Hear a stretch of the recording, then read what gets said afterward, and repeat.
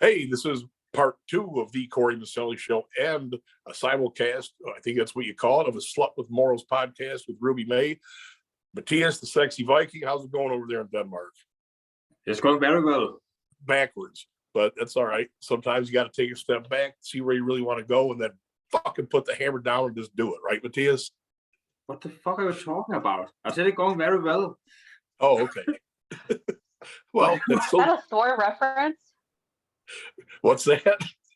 Is that a Thor reference? I don't even know. No, Okay. not intentionally, but it could be. All right.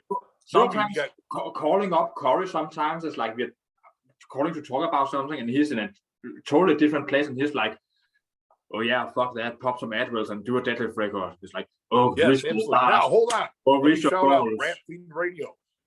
We didn't even freaking shout out our homie Epiphany over at Rap Fiend Radio. Thanks for having us on. Been a big impact on the show, man. I know people all over coast to coast have heard the show on Rap Fiend Radio, and it's helped open some doors for me. So I really appreciate being on this station. I probably should have mentioned that at the onset, but I forgot. So I'm saying it right now. Ruby, what were we talking about when we took a little break, right before we took that break? Oh, the mindset that I get into when I'm at the gym. That, absolutely. Yeah, there's a couple of songs that like Whore by In This Moment just kind of reminds me that, like, you know, sometimes you get left and when they try to come back to your life, you're like, nah, I'm good, you know. Another song, Come and Get It by I Prevail, just like, it really pushes me to like really want to be successful in everything that I do. Just like the song I Ain't Depressed by Dropout Kings, same thing. Just pushing me to be successful and like where I see myself now and where I see myself in the future. Like, to get to that mindset, like I visualize how not only where I want to be in the future, but how I want to look when I'm representing myself in the future. You know what I mean? And so like, yeah, so like a lot of people are like, oh, well, I just want to look good naked. Okay, that's cool. But you never know. Like, I may have to walk like red carpet events. You know what I mean? Like, I may have to walk red carpet events. I may have to go to shows and stuff, you know? You never know. So when I see myself in the future, like, I'm at my best. That's awesome. I like it. Yeah. I'm going to shamelessly plug our product launch that we got coming up at Summer Smash Music Festival this weekend. But kind of, talk about that vision of the future. I remember I was 18 years old and still playing college football. I was flipping through a Powerlifting USA magazine and just kind of looking at it and realizing that at some point in time, I did want to be a competitive powerlifter, but I knew it would be something I would do later on in life. So I remember standing in the hallway, Douglas Hall down at Eastern Illinois University, and looking in the mirror and just literally telling myself when I turned 40, I would pursue my powerlifting career. Sure enough, turned 40, bam, like jumped into it full speed.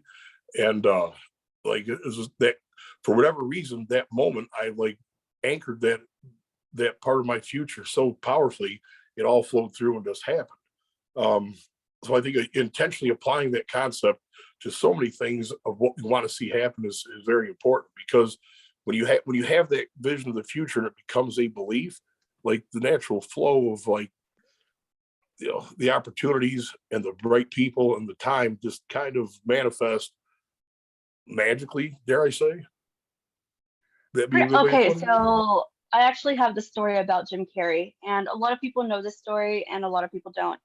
But Jim Carrey, he was doing his stand-up comedy and all of that, and he was pretty much getting nowhere with it. And so what he did is he wrote himself a check for $10 million. And he wrote it for a certain date, and sure enough, he ended up putting it in his wallet. He wrote a check to himself for $10 million, put it in his wallet, and he said that it was fated, that it was, by the time that it happened, that it was fated. But when he ended up getting the role in Dumb and Dumber, he made those $10 million. Yeah, absolutely. Yeah, I do remember hearing that story. It's pretty damn powerful. It was really cool. Yeah, because he would look at it every day and he was envisioning it, and there you go. And he made it happen. A lot of the times, like, we have to envision ourselves where we want to be and who we want to be, And right now, if you're looking at yourself and you are nowhere near that person, it is time to make those motherfucking changes. It is Okay, yeah, time to make absolutely. those changes. Yes, it is. Here's well, I don't know why this is relevant to this point of the conversation, but there's a product that I've worked on for quite a while, and it's called Squat Life Activator. I released this product back in 2020 with a different name, CNS Activator, but enough people, the feedback I got, no one knew what the hell CNS meant. So just run the Squat Life Activator. So long story short, when I did jump into that powerlifting career, I found that I could like build my strength really, really quickly. I also found that my ability to sustain that strength was was pretty, like jacked with, because my body would like crash. And I designed a product that would like prevent energy crashing. Most energy drinks are just a quick burst of like caffeine or some kind of some type of like stimulant based energy boost, which always comes with a crash. So I never heard anyone addressing something that would like truly prevent your body from crashing. So it got a whole new like category of power fuel that literally is designed to prevent your body from crashing. So now let me talk about this. I always kind of knew even from a young kid, that eventually I would have a drink that I developed that would be in a can, you crack it open and drink it. I didn't know what it was, but I could kind of see that vision from a very young age. And just so this product now is in powder form. You crack the lid, throw it in a shaker cup, drink it. But the next step, making it a ready to drink, like on demand beverage, requires a lot of it requires a factory, whole different level of standards, blah blah blah. Just yesterday, I had a conversation with a colleague of mine who has a business, which I didn't even know he had, that is like packaging, product product marketing, packaging, etc. Basically, a one-stop shop for the next level of what we want to do with this product. It just like I didn't even ask the guy about it. He just somehow brought it up in conversation. So a lot of times when you anchor that belief or you have a vision of the future, the steps will just appear based on the goals that you set. I think that's how my cousin Steve put it. Your resources will appear based on the goals that you set for yourself, and really like just committing to it and locking down and standing and having that faith. It's called faith because it's something you cannot see yet. Belief in the unseen. So, having faith that your goals are the right goals for you, and just moving forward and making the right steps, keeping the mindset that allows you to embrace these opportunities when they come in front of you, is like the magical thing you're talking about with Jim Carrey, I think. Yeah. One goal that I set for myself for this year was to have 50,000 streams on my podcast. And Okay. I am over halfway there. That's awesome. That's really cool. Yeah. What is the platform you use for that, Ruby? I use Anchor FM. Anchor, I use Anchor FM. Yeah. And so it distributes to like 7 other, it first distributes to Spotify for you, and Apple Podcasts, and Google Podcasts. And then I had to go and ask to be on iHeartRadio. And what was really cool is that like once I was on iHeartRadio, a couple of months later, someone told me that I was now on Pandora. And so now I'm on Audible. So I'm literally like on all of these listening platforms. And it's just so cool that there's, people out there that are listening to me everywhere. Yeah, that is awesome. It's super cool. Yeah. How long have you been doing the show? You told me, but I forgot. 2 years, maybe? 2 years. Yeah. Okay, I just did my 56th episode, I believe. Excellent. It's badass. It's really cool. Yeah. What are your a favorite episode of yours, or some of your favorite episodes? What are they? If you could point people to them. Oh gosh. I think that one of my favorite episodes was when I interviewed the paranormal investigating team, Paranormies. They're really huge on YouTube, and so I got the pleasure of getting them when they weren't as big.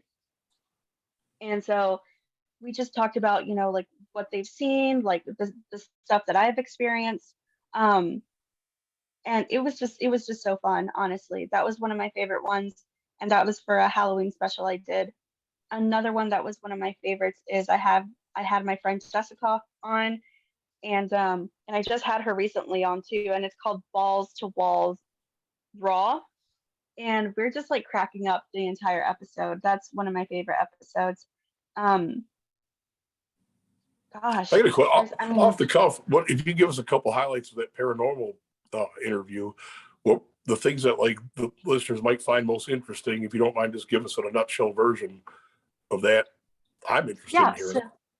Yeah, so on the Paranormies interview, you know, they're friends of mine, and so I've watched them grow, and it was really cool to like see them. We talked about sensory deprivation when they go into a haunted location.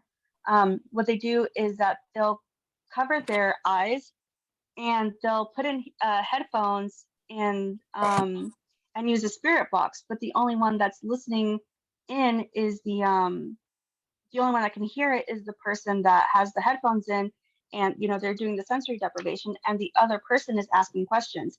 So they'll ask a question, and the person that has a spirit box is responding to what's being said on the spirit box.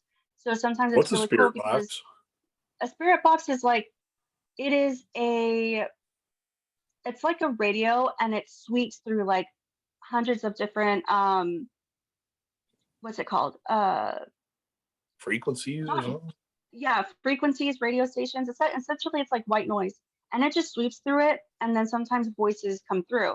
Oh, okay. And because it's sweeping at a rate so fast, it would be very, very, very difficult for, one entire sentence to come through X amount of stations at, you know what I mean? Like, Hmm. it's kind of just like really this really cool thing.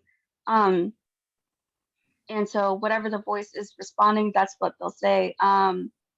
We talked about one of them had a spirit attachment to them, and it kind of like followed him around. Like they caught it on video and stuff. Like the episode is on YouTube. It's a really, really, really good episode. Um, so we talked about that. We talked about how in one of the episodes, Jordan, one of the paranormal guys, one of oh my gosh, blah. I hope you scratch that out really fast. But in that episode, you can actually see when he's like sitting there, and something just like tugs his hood off. And so we talked about that, and then we ended up talking about, how across every country we have the same monsters. We just have different names for them. Ah, You know what I mean? So it's kind of like there has to be some truth to these cryptids, because if every single country has them dating back thousands of years ago, you know what I mean? Like even our indigenous people, our, Native Americans that are here, what do we have? We have the Wendigo, the Skinwalker. Um, you know, in Mexico, we have the Lechuza, which is essentially a type of Skinwalker. You know what I mean? hmm. So it's just crazy that like all of these, I mean, the Navajo, they are from, I believe New Mexico, and then up in the north, from oh gosh, I can't remember the name of their people, but they have the Wendigo. And so it's just crazy that all across the um the different countries, we all have the same type of cryptids. We just have different names for them. So Sure. there has to be some type of truth behind them. Here, let me drop conspiracy theories by Corey. Dragons existed, and that's what the whole dinosaur misinformation uh, archetype is all about. If you look at Tyrannosaurus Rex, describe a dragon, look at a Tyrannosaurus Rex, not a big difference. So, like to your point, every culture has stories about dragons. Even in the like the holy texts, but the Holy Bible, whatever other ancient holy Oh yeah, the texts refer to Nephilims. dragons. So I truly believe there is an intentional cover up to history using a bit of truth to hide the more powerful truth behind the scenes. Also, Yeah. Bigfoot exists and it's multidimensional. That's why there's been so many sightings, yet so little physical evidence. And I have no way of proving that to you. I have had conversations with Native Americans that kind of led me to come up with that conclusion. Let's talk about Bigfoot, because how many people have had Bigfoot sightings? Thousands, different continents, different areas within each continent. the stories all being so similar, I don't think there's any possible way that many people would randomly make up the same story. Thoughts? Well, if you're going to, and I'm going to add on to your conspiracy theory, because this is like, I always tell people that my brain is like a just a fountain of like useless information, but interesting information. And the Okay. whole thing is that Teddy Roosevelt is actually the one, he was an avid hunter. He was an avid camper, like he loved going to our national parks, and he really truly believed in a lot of these cryptids. And he was the one that really thought, hey, our national forest, like there's shit in there. You know what I mean? He was Wow. the one that not only that he created, the what are they called, like the rangers and stuff, the people that went out and the officers of those forests and Yeah, stuff. the Yeah, Department of Natural yeah. Resource, whatever they're And called. he was also the one that put where you could camp, like the furthest you could camp, and nothing beyond that. Like he's the one that was in charge of that. So if the president of the United States of America did that, what are they hiding?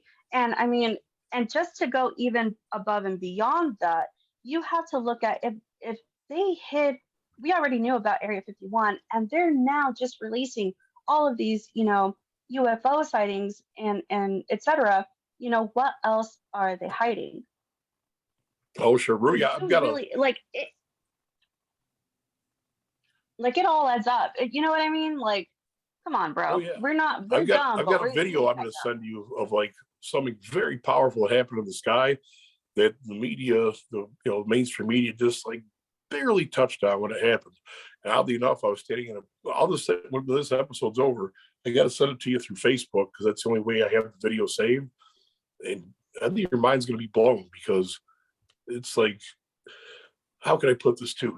And like, obviously, other people witnessed it, but since it wasn't verified as something in the mainstream media, people they cloak it out of their mind and don't want to talk about it, don't want to give it any credence. Now, I'm kind of jumping in random points here, but I remember last year, I got occasionally I'd see like a blurb on Fox News or whatever some of those stations are, where they really started like talking more openly and frequently about like UFO disclosure. Is that still happening right now? Yeah, I mean, what they're calling them now is UAPs, unidentified aerial phenomena, or something like that. Yeah. It's no longer a UFO, which is like unidentified flying object, and that's just because, aerial phenomena. I think that's just It's a little bit fancier. more professional. Yeah, but fuck you, we already know it's UFOs. You know what I mean? Um, I mean, there's just like so much going on right now that I really what I really really really believe is that they didn't.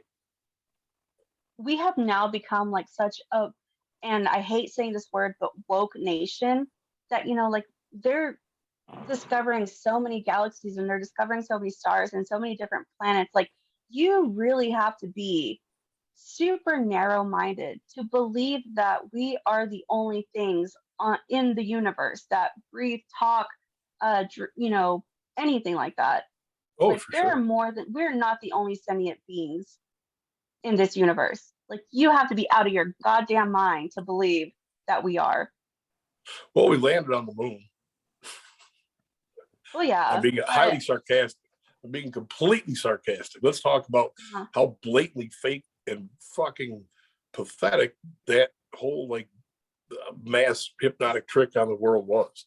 If you go back and look at the films, I mean, you and I could spend probably half a day and come up with something more realistic. Yet people still fucking believe it. Explain that to me.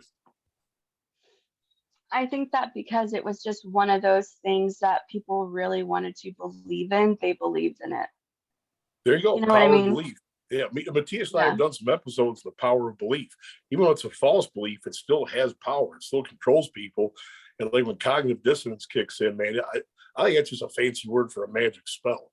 Because when reality is staring at someone in the face and they still will not accept it, that's just a fucking strange phenomenon to me.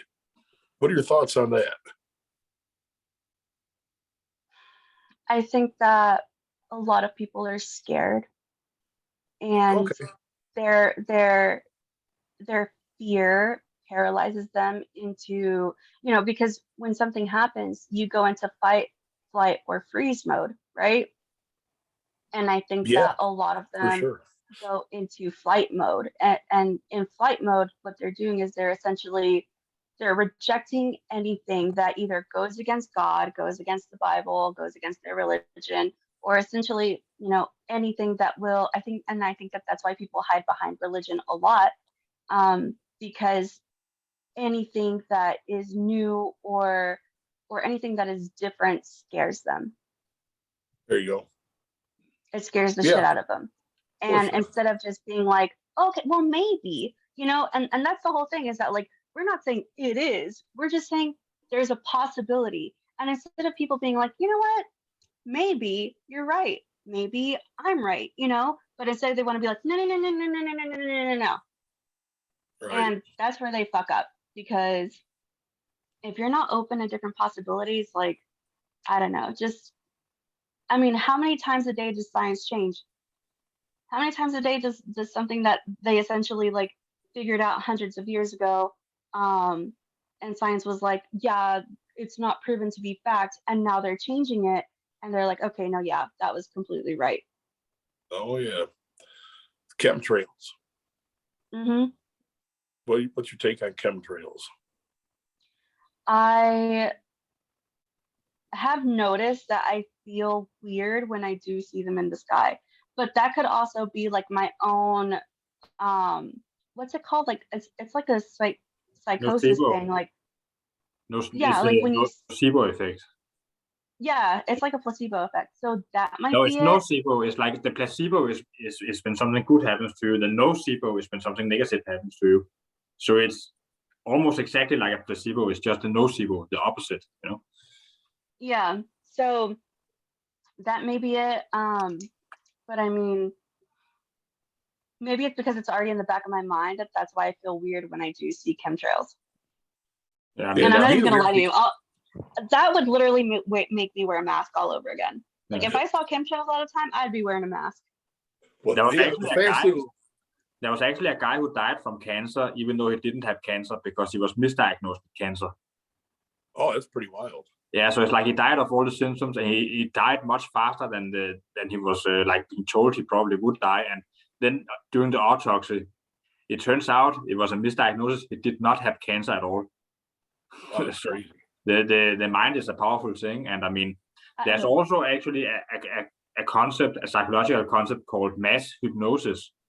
To where the surroundings affect you to the point where it's like you're under hypnotism. You don't even know what you're doing, and like you're at a football game, stadium, whatever, and people are cheering, and all of a sudden, some mom is like, I don't know, trying to distract the opposing team by pulling up her shirt or something. Like, we've all heard it, and it's like she might not ever be like have it in her mind to do something like that, and then it just happens out of nowhere because she's like affected by the environment, And I mean, there's some truth to that. We can be affected in ways that, because it's new to us, we don't really know how to handle it. We may not know that part of ourselves. exactly. Yeah.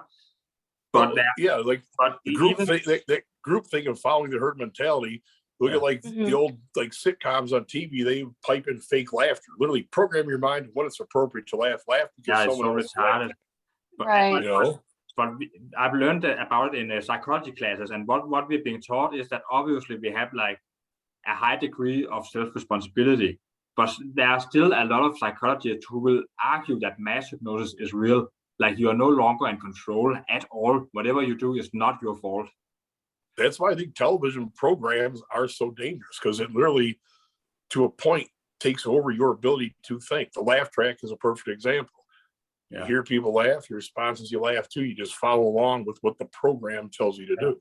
Yeah, oh, that's funny. Okay, I'll laugh next time. Exactly. Like a fucking dummy. What are your thoughts on that, Ruby May? No, yeah, I believe in that, because the mass hypnosis thing, like, a lot of the times people think that, unless you really have your subconscious guarded, you are very susceptible to things. Like, that's why, have you heard of highway hypnosis? which is like you start driving and the next thing you know, you're Oh, home and you don't even know how you got there, and you're just yeah, like, I've experienced it. Yeah, I Yeah, didn't it's know like it was yeah, called, but that's yeah. autopilot. that's called highway hypnosis. Or how about you're reading a book and all of a sudden you've gone 5 pages, you know you've read it, but you don't know what you just read. Same kind of Yeah, thing. so you have to go back. Uh-huh. And you spend a good hour trying to just like remember like a half a page, trying to get over that hump. You know, it's like, what the fuck is going on? Exactly. Yeah. Exactly. Yeah, I think that our subconscious, like unless we are heavily guarded, we are so susceptible to really anything and everything. You know, that's why so many fast food restaurants, they have bright colors because they call to us, they appeal to us. You know what I mean? Like a fishing lure. Say it again. Like a fishing lure. Yeah, exactly. Like Yeah. I think the brightest colors that they use are like the yellow and the red, the whites, and yeah, and that's just because we're like, ooh, you know what I mean? Like if you think about it, a lot of the big fast food places like Long John Silver's has yellow in it. McDonald's has yellow, red, and white. Taco Bell has the yellow and the red in it and the white. Um, so a lot of the times, like we don't. I mean, Jack in the Box has red and white. Like we're not even noticing it, but all of these things, you know, like it's we are so susceptible to being horribly, horribly, horribly hypnotized and not even know it. Not even know it. You know what's interesting too? I don't like to eat McDonald's. I don't eat it, but I do like paying attention to the whole McDonald's machine. Like it's fascinating how like how much real estate they own, how much media dominance they have. Like the fact that they have like completely convinced X amount of people to go eat this fucking trash over and over and over. And now I've noticed it's not even like economical. You could go to a decent restaurant. It's just crazy. So one time my ex-husband and I, we were driving from Dallas all the way down to Galveston, which is in the Gulf Coast. So you actually, you know, there's a beach down there. And we were bored and we just started counting the McDonald's down the highway. And by the time that we got to Galveston, we had counted, I believe, like close to 80 McDonald's just on one highway.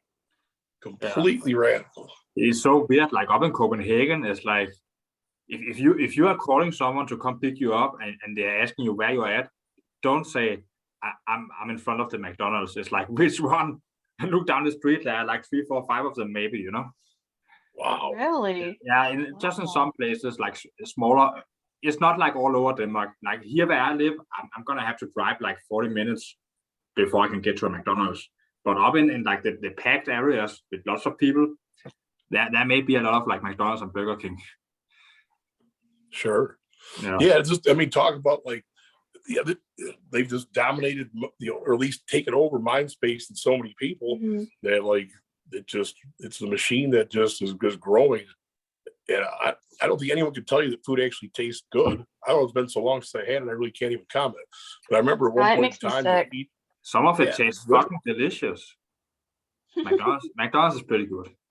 I fucking disagree, man. I think it's complete fucking shit. Give it to Matthias for being honest as fuck. Yeah, what's that? I said, give it to Matthias for being honest as fuck. Yeah, absolutely. For sure. But I'm just saying, I mean, maybe it's better here in Denmark. I don't know. In a lot of ways, America fucking sucks anyway. It's like the American dream is dead. Homeless people in fucking Los Angeles, the greatest place on earth. It's like maybe it just tastes better in Denmark. I don't think Los Angeles is the greatest place on earth. Like, I'm Texan, and maybe it's just my Texan roots, but yeah, Los Angeles, not the greatest place on earth. But it used to be like 30 years ago, people used to say that, right? But now yeah, I think Matthias has been influenced by like media. No, it's been a fucking hellhole for a long time. The Western media is biased news. Yeah. No, I can show you some like Los Angeles has been a real fucking hellhole in a lot of areas for a long time. For like the last 40 years, since like the 70s. It's been shit. Yeah, for sure. Even this, 100% what you're saying, correct. Yeah. Now, with that said, there's a whole lot of like power brokers, and obviously it's a huge economy, and there's a lot of like, you know, powerful, influential, financially like powerful people that live there.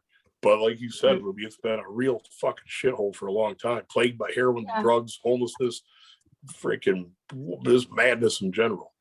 Like, when did Axl Rose write the song "Welcome to the Jungle"? That was like in the '80s, and the song was about LA.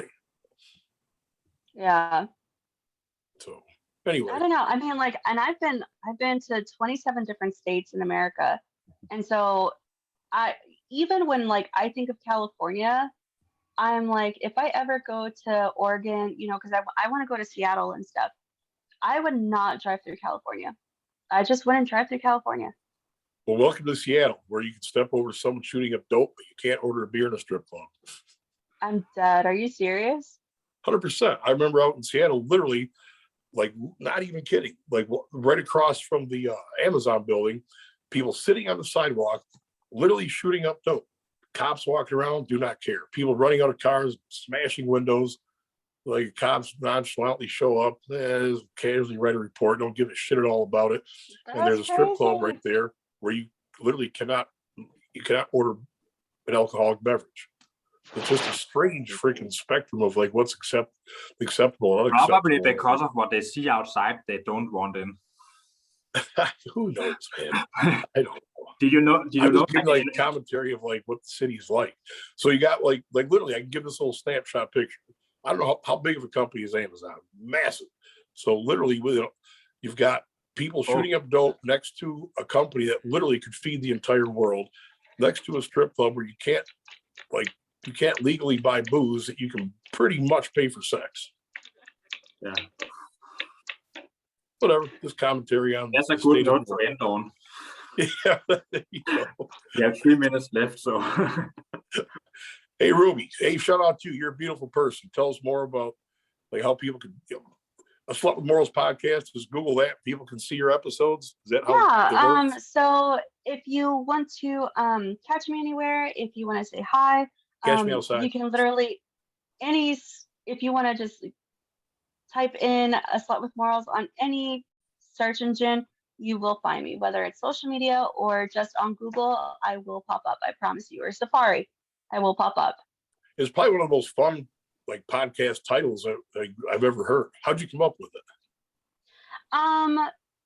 It's a story. When I kicked my ex-husband out, he came back in and he grabbed his TV, didn't say bye to the kids. He grabbed his TV and he said, have fun being a secondhand slut. And I was like, I don't know what that means, but I'll do my best. And and then I was like, and then I had my hoe phase. And then I was like, you know what? Like, I'm going to do what I'm going to do. I'm going to get what I'm going to get. But at the same time, like, I'm not going to hurt nobody the way I've been hurt before. Oh, kick ass. I appreciate that. I got morals, So you're not just gonna go romanticize some dude, make him have feelings for you, then ghost him after you fucked him? No, I don't do all that. That's the kind of topic like with morals. No, I can't do all that. Huh? I can't ghost people like that. That's weak. We're gonna wrap this up so we have time to do a formal send off. Ruby May, A Slut with Morals podcast. We appreciate you. Thank you so much. Matthias, the Sexy Viking. By the way, we've got a Sexy Viking shirt coming soon.